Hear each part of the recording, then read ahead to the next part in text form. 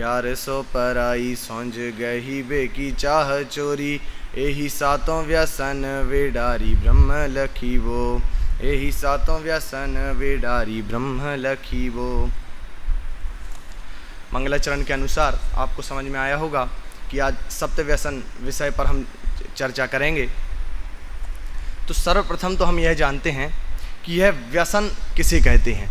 तो व्यसन की परिभाषा देखें तो व्यसन को मुख्यतः अगर उसका अर्थ देखें तो व्यसन एक आदत को कहते हैं। किसी भी चीज़ की एक आदत लग जाना उसको हम व्यसन कहते हैं। अब व्यसन की एक बहुत अच्छी परिभाषा बतलाते हुए संयम प्रकाश में कहा गया है, व्यस्यति प्रत्यावर्तयति पुरुषान श्रेयसः इति व्यसनम।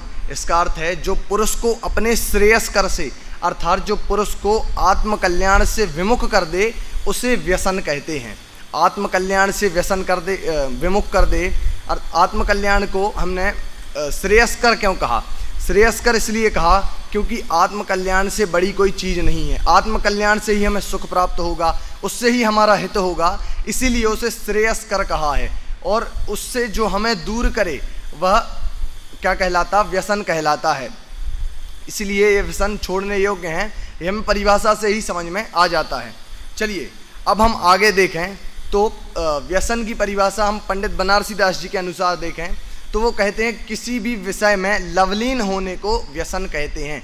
विषय में लवलीन होना अर्थात जो भी कोई एक विषय हो उसमें बिल्कुल रम जाना, उसकी निरंतर प्रवृत्ति करना, उस रूप निरंतर प्रवृत्ति करना, उसमें ही अच्छा लगने लग जाना, बार बार उस रूप होना। जैसे एक कोई जुआ खेलने वाला व्यक्ति हो तो यदि वह जुआ खेलता है तो आपने कभी देखा होगा कि ऐसा नहीं कि वह बस एक बार के लिए शौक के लिए जुआ खेल लिया, ऐसा नहीं होता। वह जुआ में उसे पैसा दिखता है, जुआ में अपनापन अच्छापन दिखता है, इसलिए बार बार उस रूप प्रवृत्ति करता है और जुआ खेलता है। तो उसी को व्यसन कहते हैं, मतलब किसी भी विषय में लवलीन होने को। अब हम देखें तो विषय में हमने तो पढ़ा था आदत को व्यसन कहते हैं, परंतु प्रकरणवश इसे ऐसा जोड़ दिया गया है कि जब भी हम व्यसन की बात करें तो उसे बुरे आदतों में ही लिया जाता है कि बुरी आदतों को व्यसन कहते हैं। ये व्यसन मुख्यतः एक व्यक्ति में मात्र आकुलता उत्पन्न करती हैं और उसे दुराचारी बनाती हैं। मतलब कभी भी आप देखिएगा सामान्य लोक में भी, अभी हम परलोक की तो बात ही ना करें, मतलब धार्मिक क्षेत्र की तो बात ही ना करें, बस लौकिक क्षेत्र की बात करें तो उसमें व्यसन इतने दुखदाई होते हैं कि जो भी जीव व्यसन करता है वह सदा दुराचारी रहता है। कभी भी आप देखिएगा तो कोई मदिरापान करने वाला किसी से अच्छे मुंह बात नहीं करता, कभी वो तत्व की बात सुनना पसंद नहीं करता, कभी भी कोई जुआ खेलने वाला तत्व की बात सुनना पसंद नहीं करता, कभी भी उन्हें अच्छी बातें सुहाती ही नहीं, आत्मा की बातें सुहाती ही नहीं। क्यों? क्योंकि व्यसन उन्हें दुराचारी बनाते हैं, व्यसनों में वे लीन रहते हैं एवं आकुलता उत्पन्न करते हैं। तो ऐसा नहीं कि व्यसन मात्र व्यसन क्या करते हैं? आत्मसन्मुक्त हो व्यसन दुराचारी तो हमें बना ही रहे हैं, साथ में दुराचारी हमारा होना दूसरों के लिए दुखदाई कि दूसरों से हम अच्छे से बात नहीं कर रहे, ऐसा सब, परंतु आकुलता उत्पन्न करते हैं कि हमें निरंतर आकुलता रहती है। जुआ वाला जो व्यक्ति होगा जब वह जुआ खेलेगा या 24 घंटे उसे मन में यही चलता रहेगा, कल मैं जीतूंगा, कल मैं हारूंगा, पैसे का क्या होगा, जितने मैंने पैसे लगाए वो वापस आएंगे या फिर चले जाएंगे। इस प्रकार की निरंतर आकुलता व्याकुलता हमारे मन में, जिसको भी व्यसन का शौक होता है उसके मन में चलती रहती है। एवं व्यसन क्या कहता है? आत्म सन्मुख नहीं होने देता, आत्म कल्याण से विमुख करता है। तो ऐसा नहीं कि मात्र व्यसन आत्म कल्याण से विमुख कर देगा कि चलिए, जैसा हमने पढ़ा कि जो शुभ रूप कार्य होते हैं पूजन भक्ति आदि, इनसे भी हमें आत्म कल्याण नहीं होगा तो हमें इन्हें क्यों करते हैं। उसी प्रकार कोई कहे व्यसन से हम आत्म कल्याण आत्म सन्मुख तो नहीं होंगे, परंतु इनसे हम शुभ कार्यों में लग जाएंगे, देव पूजा कर लेंगे, कुछ भी कर लेंगे, शुभ कार्य करेंगे। तो ऐसा भी नहीं है, व्यसन आत्म सन्मुख भी नहीं होने देगा एवं साथ ही साथ में व्यसन हमें शुभ कार्य भी नहीं करने देगा। तो निरंतर इतो भ्रष्टा ततो भ्रष्टा, हम कहीं से भी बच के अशुभ में ही जाएंगे। इसलिए व्यसन सर्वथा छोड़ने योग्य ही है। अब आगे देखें तो राग द्वेष एवं आकुलता उत्पन्न कराएं वह आदतें ही व्यसन कहलाती हैं। राग द्वेष और आकुलता, इस बात को समझने की बहुत ज़रूरत है कि हम व्यसन मात्र किसको मानते हैं कि कोई व्यक्ति शराब पी रहा है तो वह मात्र व्यसन है, कोई व्यक्ति जुआ खेल रहा है तो वह मात्र व्यसन है, हमने 7 चीज़ें निर्धारित कर ली हैं कि 7 स्टेजेस जिसके पास होंगी वह व्यसनी है, बाकी कोई व्यसनी नहीं है। तो ऐसा नहीं है। बनारसी दास जी कहते हैं राग द्वेष और आकुलता उत्पन्न कराए वे आदतें भी व्यसन ही हैं। जिस प्रकार हमारे पास मोबाइल है तो हम निरंतर मोबाइल में लगे रहें, मोबाइल से हमें राग द्वेष उत्पन्न होगा ही होगा, यह निश्चित बात है। कोई वीतरागी होकर मोबाइल चलाए ऐसा तो हो नहीं सकता, मोबाइल से राग द्वेष होगा, यह बात भी है। एवं आकुलता उत्पन्न होगी। आकुलता के लिए हम एक सबसे अच्छा उदाहरण देखें तो जैसे हम क्रिकेट मैच देखते हैं तो क्रिकेट मैच देखने वाले को निरंतर आकुलता रहती है कि मेरा फेवरेट प्लेयर अच्छा खेलेगा, मेरी टीम जीतेगी या नहीं। इस प्रकार की जो आकुलता चलती रहती है तो ये आकुलता और राग द्वेष उत्पन्न हो रहे हैं। तो ऐसा नहीं कि ये 7 चीज़ें जो बताई वे मात्र व्यसन हैं। मोबाइल, क्रिकेट देखना इत्यादि जो भी चीज़ें जिनसे राग द्वेष हो रहा है, आकुलता हो रही है, वे सारी की सारी चीज़ें व्यसन में ही गिनी जाएंगी। अब हम आगे देखें तो जो आत्मस्वरूप को भुला दें, यह सबसे मुख्य परिभाषा है व्यसन के लिए। जो आत्मस्वरूप को भुला दें, ऐसे मिथ्यात्व से युक्त राग द्वेष परिणाम ही व्यसन हैं। अभी तक तो हमने क्या देखा, आदतें व्यसन हैं, चीज़ें व्यसन हैं, यही देखा था। परंतु हम निश्चय से देखें तो परिणाम व्यसन होते हैं, चीज़ों में कुछ नहीं है। ऐसा कितनी भी चीज़ें हैं, मोबाइल है तो ऐसे भी लोग होते हैं जो मोबाइल जिनके पास है परंतु उपयोग नहीं करते क्योंकि उनमें राग द्वेष उत्पन्न होगा, तो ऐसे भी लोग होते हैं। इसीलिए वस्तुएं हमें व्यसन नहीं कराती। व्यसन किसे कहा, मूलतः निश्चय से परिभाषा क्या बनाई व्यसन की, आत्म परिणामों से जो विमुख कराए, ऐसे मिथ्यात्व से युक्त, मिथ्यात्व अर्थात उल्टी मान्यता से जो सहित हैं, ऐसे राग द्वेष के परिणामों को व्यसन कहा है। चलिए अब हम आगे देखते हैं, व्यसनों के प्रकारों को देखें। तो व्यसनों के प्रकार बताते हुए लाठी संहिता ग्रंथ में कहते हैं द्यूत मांस सुरावेश्या खेट चोर्या परांगना महापापानि सप्ते ते व्यसनानि तजिद बुधे। अर्थात इसका मतलब वो ये कहते हैं कि द्यूत अर्थात जुआ खेलना, मांस खाना, सुरा अर्थात मदिरापान करना, वेश्यागमन करना, आखेट अर्थात शिकार खेलना, पर स्त्री सेवन करना एवं चोरी करना, ये 7 जो व्यसन कहे हैं, ये 7 व्यसन महापापानी, महापाप के हैं, महापाप हैं, और जो भी इनका सेवन करता है वो महापापी ही होता है। इसीलिए त्यजेत बुधा अर्थात बुद्धिमान लोगों को इन 7 के 7 व्यसनों को बुद्धिपूर्वक छोड़ देना चाहिए। इस प्रकार की बात आई है। अब हम देखें तो यही विषय सप्त व्यसन पंडित बनारसी दास जी ने भी कहे हैं। जुआ खेलना, मांस खाना, ये हमने 7 व्यसन देखे इत्यादि। तो अब हम सबसे पहले बात करते हैं जुआ खेलना। तो जुआ की, द्रव्य जुआ की परिभाषा बताते हुए कहते हैं हार जीत पर दृष्टि रखते हुए पैसे या रुपए पैसे की अधिक की इच्छा करना, शर्त लगाकर कोई कार्य करना या दाव लगाकर अधिक लाभ हानि की इच्छा करना। क्या क्या कह दिया कि सबसे पहले तो हार जीत पर दृष्टि होती है। जो भी जुआ खेलने वाला होता है वह कभी भी साम्य भाव वाला नहीं होता कि भाई हम तो जुआ खेलने आए हैं तो बस वो तो हमारा शौक है इसलिए हम आ गए हैं, तो ऐसा नहीं होता। जुआ खेलने वाला हार जीत पर दृष्टि रखता है, अधिक रुपए पैसे की इच्छा भी करता है, निरंतर मन में आकुलता रखेगा, हमेशा सोचेगा मेरा लाभ हो जाए, और ऐसा भी नहीं कि मेरा लाभ हो जाए, मेरा लाभ हो और सामने वाले की हानि भी हो। इस प्रकार के पूरे उसके भाव चलते रहते हैं। तो जो भी इस रूप प्रवृत्ति करता है वह द्रव्य जुआ खेलना व्यसन उसे कहा गया है। जुआ से बहुत हानियां बताई गई हैं। जुआ से यदि हम हानि देखें तो संयम प्रकाश ग्रंथ में जुआ से हानि बताते हुए कहते हैं कि जैसे हिंसा सबसे बड़ा पाप होता है, यदि किसी जीव के हिंसा होती है तो उसे 5 के 5 पाप होने लगते हैं। उसी प्रकार यदि किसी को जुआ व्यसन होता है तो उसे 7 व्यसन होने लगते हैं। एवं 7 व्यसन तो हो ही रहे हैं, साथ में वह मनुष्य विवेकहीन होने लगता है। उसमें विवेक बिल्कुल नहीं बचता। विवेक क्या मतलब, सामान्य लोक व्यवहार में प्रवर्तन किस रूप करें, हम कैसे सबके साथ चलें, इस रूप जो विवेक है वह भी उसमें बिल्कुल नहीं बचता है। एवं अमित गति श्रावकाचार में कहते हैं कि विषाद, कलह, लड़ाई, झगड़ा, क्रोध, मान, मत्सर, चुगली इत्यादि सारे के सारे जो दुर्गुण हैं जुआ के साथ ये सारे के सारे उत्पन्न हो जाते हैं। इसीलिए जुआ को हानिकारक बतलाया गया है। अभी तो हमने मात्र द्रव्य जुआ की बात की है, जो कि हमारे बहुत से लोगों में नहीं होता भी दिखता है, परंतु होता भी दिखता है। जैसे अब आप कहेंगे कि कैसे होता है, हम तो जुआ खेलते ही नहीं, तो हम शर्त तो लगा लेते हैं आपस में कि शर्त लग ले, ये तो ये ऐसा ही होगा, शर्त लग लो तुम ऐसा ऐसा ही होगा। जो इस प्रकार की मजाक में शर्तें भी हम लगा रहे हैं तो वे भी जुआ खेलने में ही आएंगी, इसलिए वे भी गलत ही हैं। तो अभी तो ये हुई द्रव्य जुआ की बात। अब हम बढ़ते हैं प्रयोजनभूत भाव जुआ की ओर। वो कैसा? अशुभ में जीत, शुभ में जीत और अशुभ में हार, मतलब पुण्योदय में हर्ष मानना और पापोदय में विषाद करना। मतलब जब किसी जीव का पुण्य का उदय आए तो वो ये मानने लग जाए कि मेरा अच्छा हो गया, मेरा कितना अच्छा हो रहा है, ऐसा ही सब होता रहे और खुश प्रफुल्लित होता रहे। और अशुभ में जब पाप का उदय आए तो उसे समता से सहन करने की बजाय क्या करने लगे? रोने लगे, शोक करने लगे कि ऐसा उदय कैसे आ गया, यह तो गलत है, मैंने तो ऐसा पाप का उदय किया, कैसे आया है मेरा, इस प्रकार विषाद करने लगे।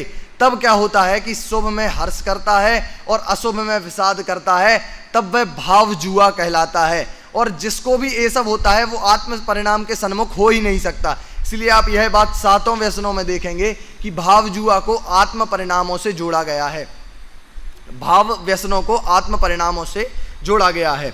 चलिए अब हम बढ़ते हैं अगले व्यसन की ओर, मांस भक्षण व्यसन। तो मांस भक्षण में सबसे पहले प्रश्न यह उठता है कि मांस भक्षण को त्याग को हमने अष्टमूल गुणों में भी लिया और मांस भक्षण को आप व्यसन में भी ले रहे हो, तो दोनों में अंतर क्या है?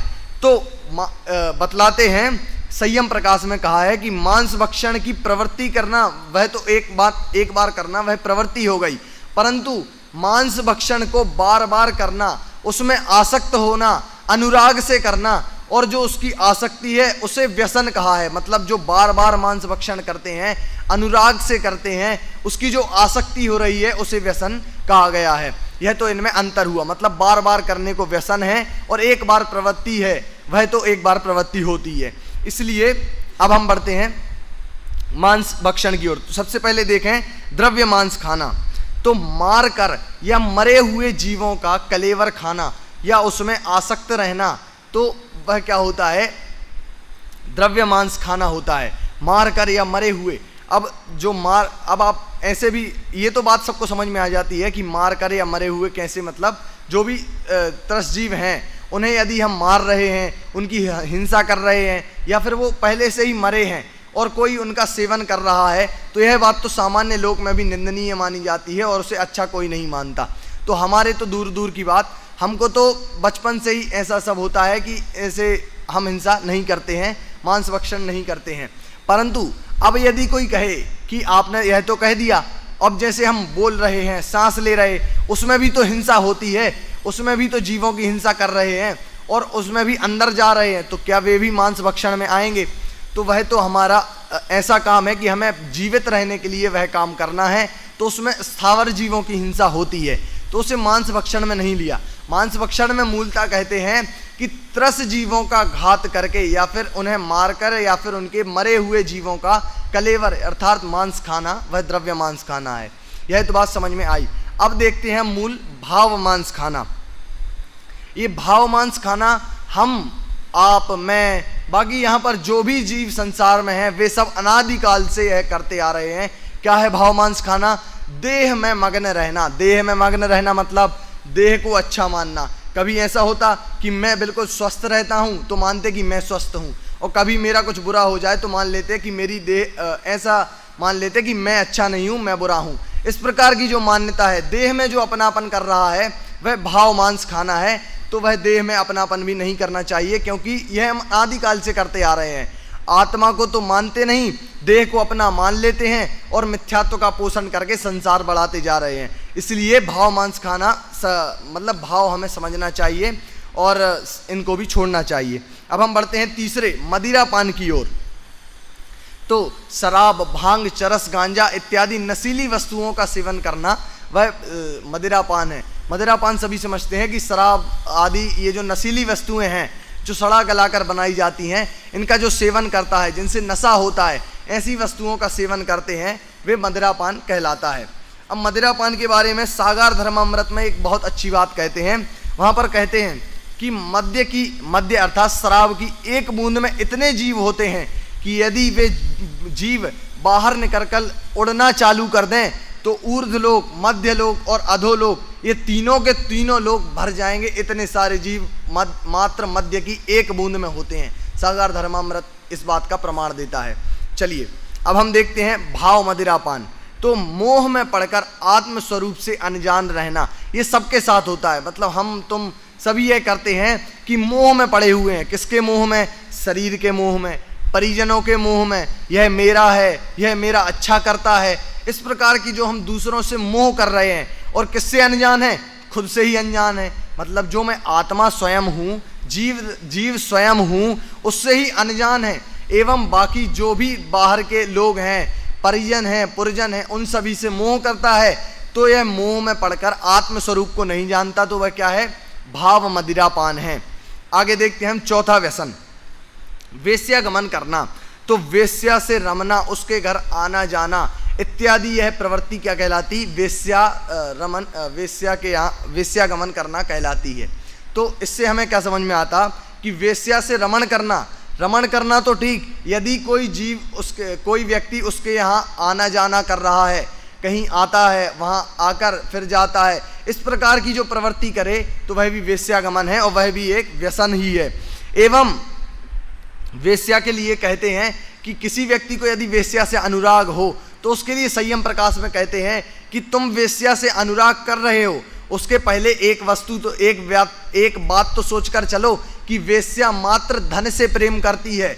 वह भी निर्धन व्यक्ति, निरुद्यमी व्यक्ति को अपना नहीं बनाती, पुरुष से प्रेम नहीं करती, वह धन से प्रेम करती है। यह बात तो सोचकर चलो। जिस प्रकार गाय से दुग्ध निकालना प्रयोजन होता है, जब दुग्ध रहित गाय हो जाए तो उसे कोई भी उपयोग में नहीं लेता, कोई भी अपने साथ नहीं रखता। उसी प्रकार वेश्या पुरुष मात्र से प्रेम नहीं करती, वह तो धन से प्रेम करती है।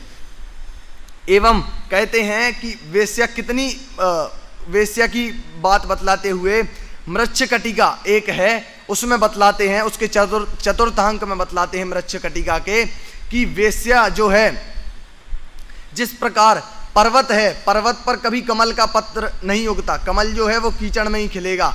जिस प्रकार हम यदि जौ बोएं और चावल निकले, ऐसा नहीं होता, जौ ही निकलेगा। उसी प्रकार वेश्या भी कभी पवित्र हो जाए, यह बात 3 काल में संभव नहीं है। इस प्रकार की बात बतलाते हैं। चलिए यह बात भी समझ में आई। अब हम बढ़ते हैं भाव वेश्या रमन की ओर।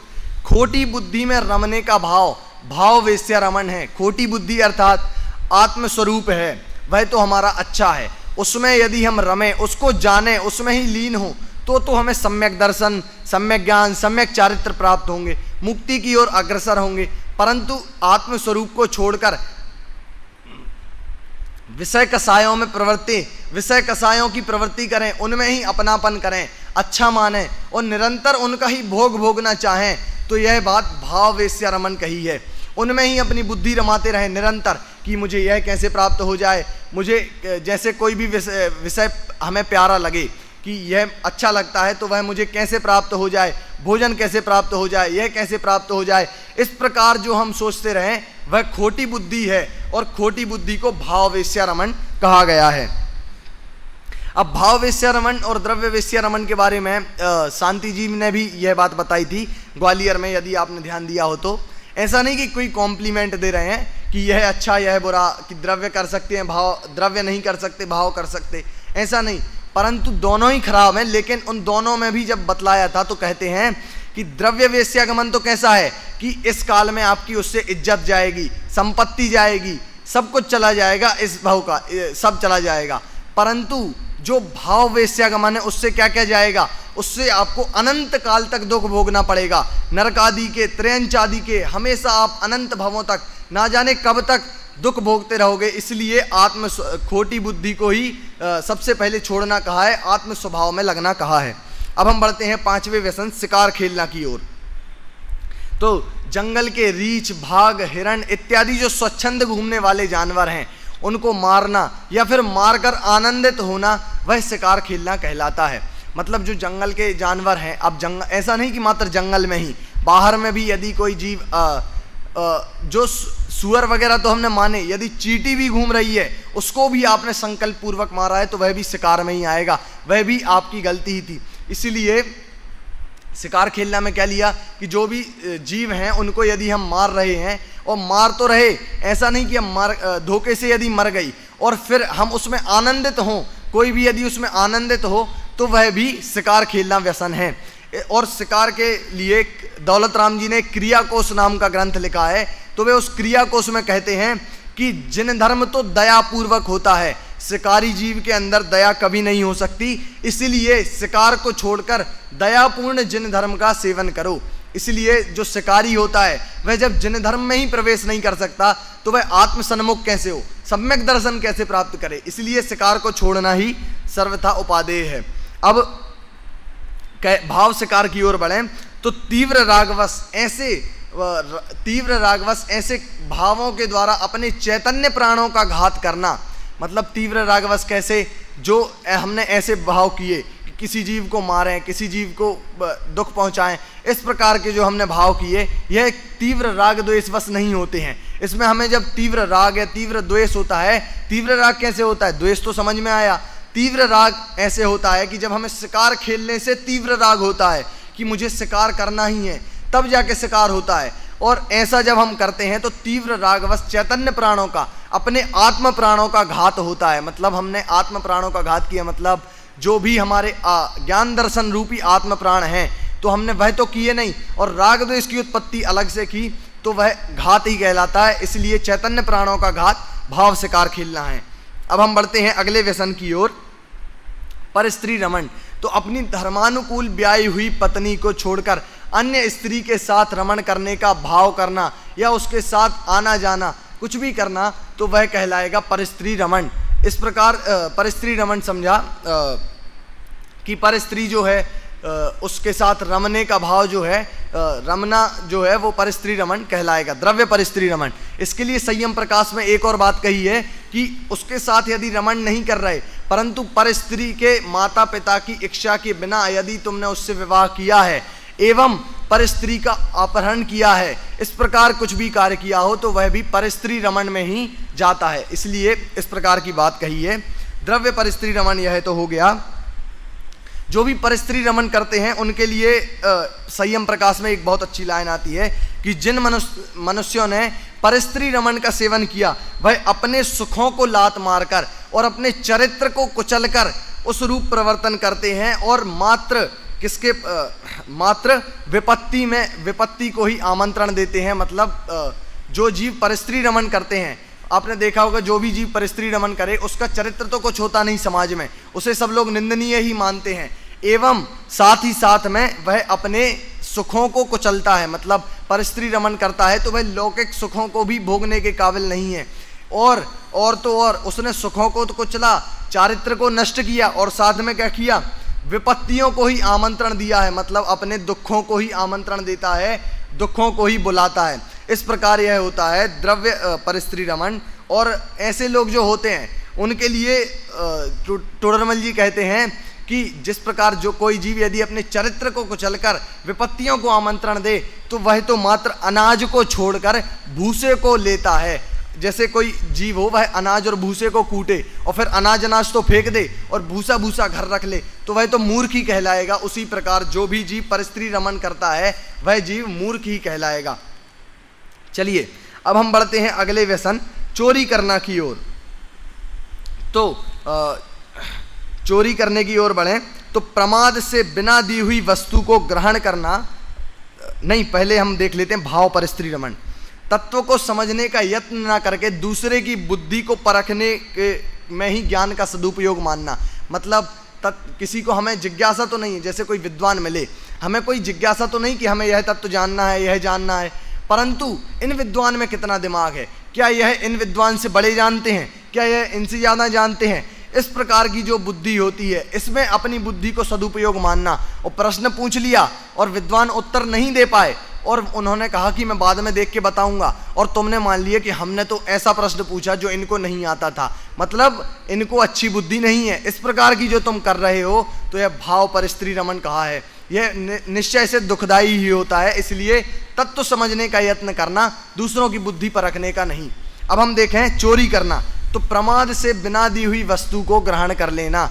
मतलब दूसरे की जो वस्तु है उसको तुम ग्रहण कर लो, कैसा, उसने यदि नहीं दी, ना उसकी तुमने आज्ञा ली, परंतु तुम उसे ग्रहण कर लो, तो वह द्रव्य चोरी कहलाती है। और जो चोरी करता है वह जीव तो हम देखते कि लोक में भी निंदनीय माना जाता है। कैसे कि उसे राजा भी दंड देता है। उसे जैसे यदि कोई अभी चोरी कर ले तो तुरंत ही पुलिस जैसे पकड़ा जाएगा तो पुलिस आएगी, उठा कर ले जाएगी और जेल में उसे डाल देगी और उसकी सजा करने के दिन चालू हो जाते हैं। इसीलिए चोरी को हम जब लोक में ही देखते हैं कि वह हमारे निंदनीय कार्य है, समाज में वह प्रतिष्ठा नहीं पाता है, और परलोक में भी चोरी करना दुखदाई ही कहा गया है। इसीलिए चोरी नहीं करनी चाहिए। चोरी करने प्रश्नोत्तर श्रावकाचार जो एक ग्रंथ है उसमें भी कहा गया है, अंग छेद और बंधादिक दुख एवं दारिद्र्य के कारण ऐसे चोरी व्यसन को छोड़ना चाहिए जो हमेशा नित्य हमें पीड़ा ही प्रदान करता है। इस प्रकार की बात वहाँ पर भी कही है। अब हम बढ़ते हैं भाव चोरी की ओर। तो प्रीति भाव से अर्थात मोह भाव से किसी भी परवस्तु के साझेदारी करना, परवस्तु को ग्रहण करने का भाव करना, वह भाव चोरी कहलाती है। मतलब प्रीति भाव अर्थात मोह भाव। जैसे दूसरे का एक पेन रखा था, तो पेन तो वहाँ रखा था, उसमें हमने मोह भाव कर लिया कि यह अच्छा है, यह तो मुझे मिलना चाहिए, यह मेरा है, इस प्रकार जो ममत्व बुद्धि की, और उसमें हमने उसका उठाने का भाव भी कर लिया, तो वह भी भाव चोरी ही कहलाएगी। आपने कह दिया कि यह चीज़ तो हमने बालबोध में ही पढ़ ली, इसमें विशेष बात क्या है, तो आपने अभी तो दूसरे की वस्तु पर लगाई। अब ऐसा लगाओ कि जो यह शरीर है यह भी मेरा नहीं है, परंतु शरीर को भी ममत्व मानकर यदि तुम उससे अपना मानना चाहते हो, उसे अपने मानने का भाव करते हो, तो वह भी भाव चोरी में गिना जाएगा। क्यों? क्योंकि अपना नहीं है शरीर, अपनी मात्र आत्मा है, और शरीर को तुम अपना मान रहे मोह भाव के कारण, तो वह भी भाव चोरी में गिना जाएगा।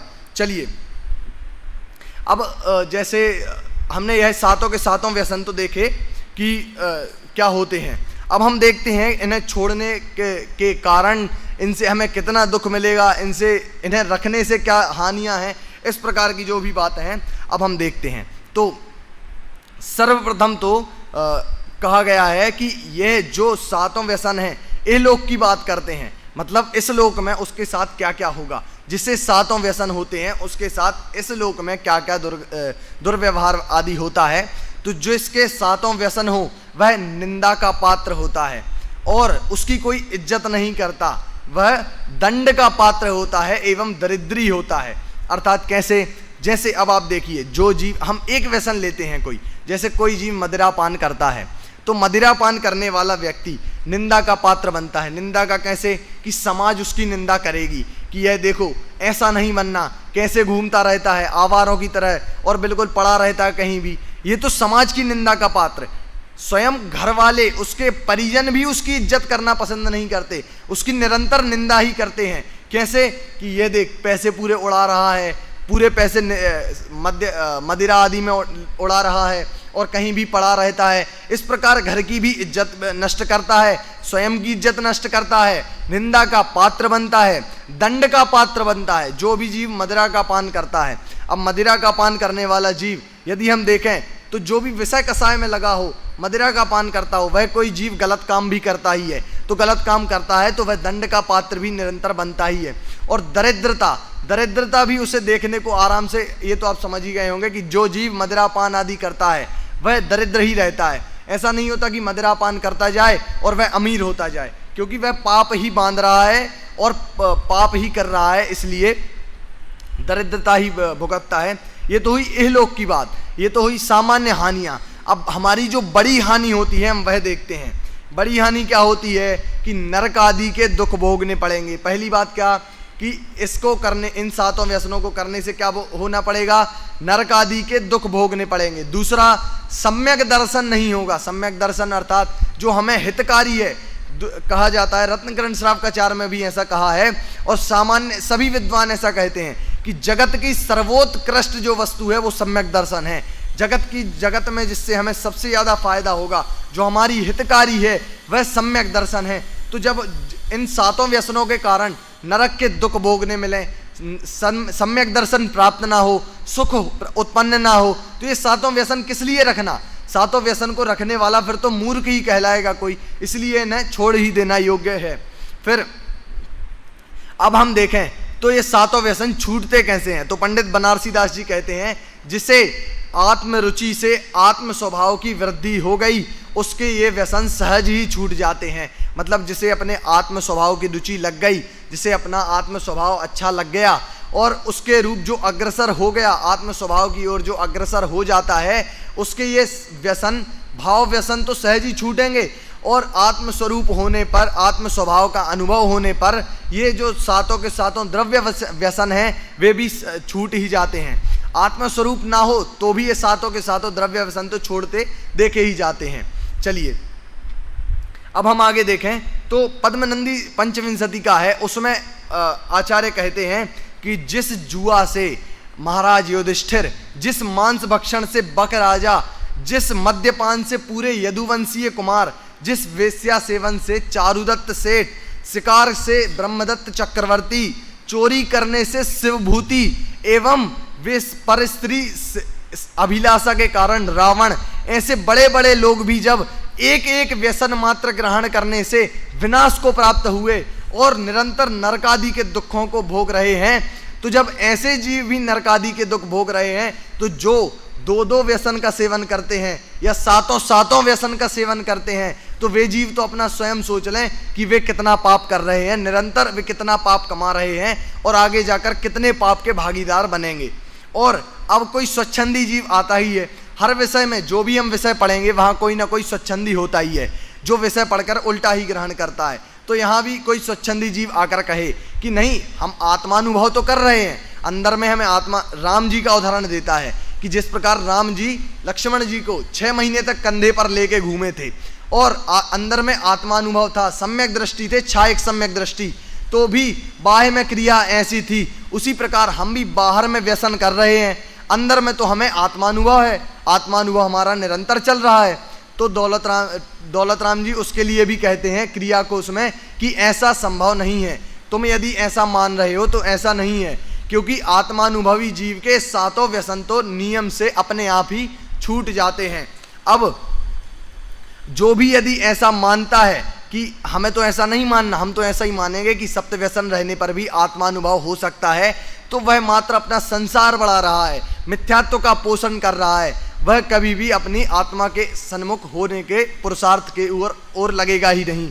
और जो निरंतर संसार बढ़ा रहा है उसके लिए पंडित टोडरमल जी एक बहुत अच्छी पंक्ति कहते हैं कि जिस संसार से तीर्थंकर, चक्रवर्ती और अन्य महापुरुष भी भय को प्राप्त हुए, तू उनसे भय को प्राप्त नहीं होता है, अर्थात तू कोई बड़ा योद्धा और सुभट है। इस प्रकार वे कहते हैं कि जो भी जीव, व्यंग्य शैली में कहते हैं कि जो भी जीव है, यदि तीर्थंकर भी संसार से डरे, चक्रवर्ती भी डरे और अपनी आत्मा की ओर लगकर मोक्ष की ओर अग्रसर हुए और तुम ऐसा कार्य नहीं करते हो, तुम आत्मा की ओर नहीं लगते और संसार बढ़ा रहे हो, तो तुम नियम से कोई बड़े सुभट होगे, तब जाके ऐसा काम कर पा रहे हो। इसी प्रकार और उपासकाध्ययन और पद्मनंदी श्रावकाचार में अंत में एक बात आती है कि जो भी इन सप्त व्यसन का त्यागी होता है, जो भी जीव के सप्त व्यसन के नहीं होते हैं, वह जीव पहली प्रतिमा का धारी श्रावक होता है। इस प्रकार की बात आई है। मतलब इससे हम ऐसा ग्रहण न करें कि हमारे 7 व्यसन नहीं है, द्रव्य सप्त व्यसन नहीं है तो हम भी पहली प्रतिमा के हैं, ऐसा नहीं। द्रव्य और भाव दोनों प्रकार के सप्त व्यसन जिसको नहीं होंगे वह जीव पहली प्रतिमा का, दर्शन प्रतिमा का धारी होता है। इस प्रकार की बात आती है। तो हम सब भी सातों व्यसन को समझकर इन्हें छोड़ने के ओर अग्रसर हों और इन्हें छोड़कर अपने आत्म स्वभाव की ओर अग्रसर होकर मोक्ष प्राप्त करें। इसी भावना के साथ मैं अपनी बात को विराम देता हूँ।